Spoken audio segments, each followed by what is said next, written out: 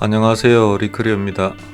이번 주제는 그냥 열심히만 한다고 될 일이 아니다에 대해 이야기해 보려 합니다. 주변 사람들을 보면 나름대로 다들 열심히 살고 있습니다. 그런데 열심히만 한다고 성공과 돈을 많이 번다는 등식은 없습니다. 사실 의식주나 가족, 인간관계, 돈 문제 등으로 생각과 시간을 너무 많이 소비하고 있습니다. 그러다 보니 자신이 가진 제한된 역량을 가지고 매일 뭔가를 열심히 한다고 하지만 성과가 잘 나오지 않습니다. 더 큰 문제는 그 노력이 세상이 원하는 답이 아닐 수도 있다는 것입니다. 그래서 어떻게 하면 자신과 세상이 원하는 것을 맞추어 가며 살 수 있을지 생각해 봅니다. 첫째, 시스템 원리를 이해를 해야 합니다. 직장이나 사업, 시험, 스포츠, 투자 등 경쟁이 있는 동네마다 게임의 원리가 있습니다. 참여자는 이 원리를 모른다면 중간에 낙오를 하게 되겠지요.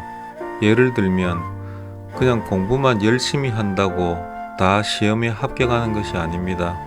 출제자의 관점에서 문제 유형을 파악해 집중적으로 파고들어야 합니다.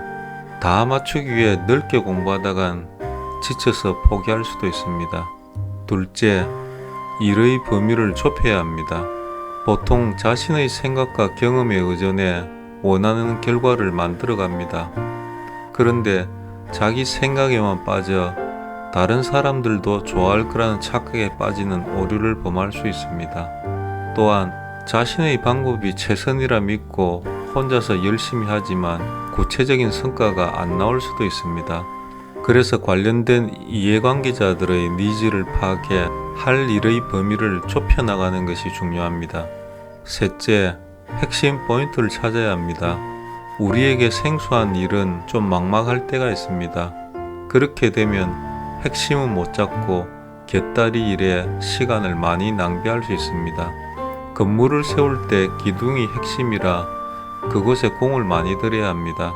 전체 뼈대와 흐름을 모르면 헤매게 됩니다. 이때 경험자에게 물어보면 제일 빠릅니다. 그래야 고객이 원하는 포인트가 뭔지를 알고 거기에 맞춰 준비를 할 수가 있습니다. 넷째, 문제에 포커싱을 해야 합니다. 목표를 이루어가는 과정은 육상 허들 경기처럼 장애물이 생깁니다. 집중력을 가지고 힘껏 뛰어넘어가야 하는데 두려워서 머뭇거립니다. 결국 열심히 한다고 하지만 다음 단계로 넘어가지 못하고 다른 쉬운 길은 없는지 찾다가 시간만 보냅니다. 일을 잘하는 사람과 부진한 사람의 차이는 문제를 과감하게 해결하는 포커싱 능력이라 생각합니다. 결론적으로 열심히보다는 효율적으로 일해야 한다는 것입니다. 일과 관계된 분야의 본질을 이해하고 나의 역량에 맞게 일의 범위를 줄이는 것입니다. 그리고 빠르게 핵심에 집중해 치고 나가야 합니다. 다 잘할 수는 없습니다.